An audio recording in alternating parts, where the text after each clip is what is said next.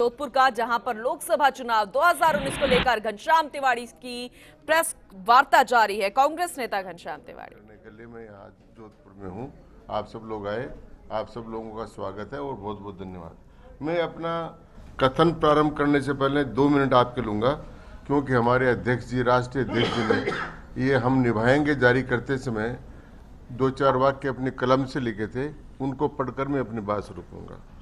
अक्टूबर 2018 से फरवरी 2019 के बीच में से आप में से कई लोगों देश की कम से कम 16 भाषाओं तो आपके आसपास आसानी से उपलब्ध साधनों के माध्यम से कांग्रेस के साथ बातचीत में शामिल हुए हैं।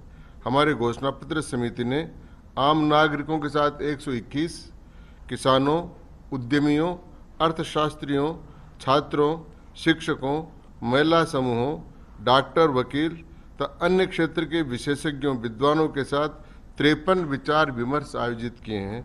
हमने 24 राज्यों और 3 केंद्र शासित प्रदेशों को 60 से अधिक स्थानों पर परामर्श आयोजित किए।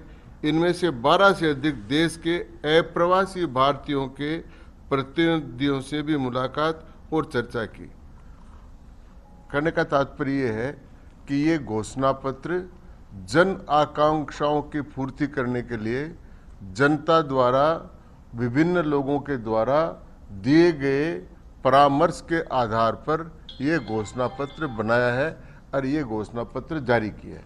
इसमें जो दूसरी सबसे प्रमुख बात है वो मैं ये बताना चाहूँगा कि इसके पेज नंबर 33 पर एक बात बहुत स्पष्ट रूप से अंकित की गई। वो ये है कि लोग कहते हैं भाई चुनाव घोषणा कर देते हैं, कोई पालन नहीं करता है, तो इसकी क्या जिम्मेदारी।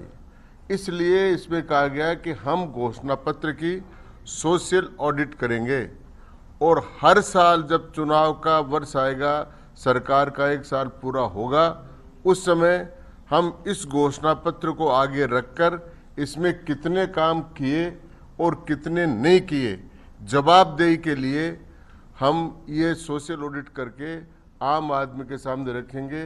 केवल 1 साल का जश्न नहीं मनाएंगे कि हमारी सरकार का 1 साल पूरा हो गया, हम जश्न मना रहे हैं। उसके बजाय हम इसकी सोशल ऑडिट करके हमारे घोषणा पत्र को जनता के सामने रखेंगे कि हमने 5 वर्ष के लिए जो घोषणा की थी उनमें से इस 1 साल में ये हमने लागू की और ये लागू नहीं की। इस प्रकार इसके क्रियान्वयन की भी गारंटी दे रहे हैं, क्योंकि अभी जो बीजेपी ने घोषणा पत्र जारी किया उन्होंने उसमें 5 साल में जो वादे किए थे उसके बारे में कोई बात नहीं की। इसलिए आवश्यक समझा कि हम इसमें जारी करें। अब इसमें जो प्रमुख बातें हैं उन पर मैं आपका ध्यान आकर्षित करना चाहता हूँ। पहली सबसे बड़ी बात जो विश्व के इतिहास में कांग्रेस पार्टी करने जा रही है, विश्व के अर्थशास्त्रियों में बहुत देशों में व्यापक रूप से इसकी चर्चा चल रही है कि वर्तमान अर्थव्यवस्था के युग में गरीब आदमी की कैसे मदद की जाए।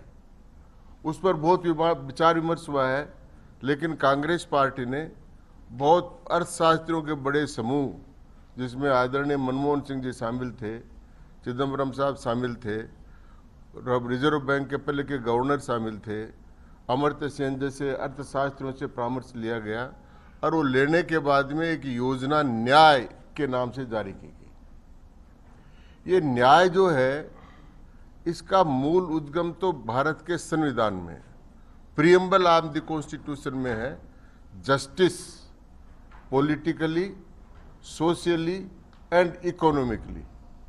तो ये इकोनॉमिक जो जस्टिस है, न्याय, आर्थिक जो न्याय है, उसको न्याय का रूप देकर हमने इस योजना को घोषित किया कि हम निभाएंगे। इस योजना के अंतर्गत 20% से गरीब, अब 20 करोड़ व्यक्ति ऐसे हैं जिनको 5 करोड़ परिवार।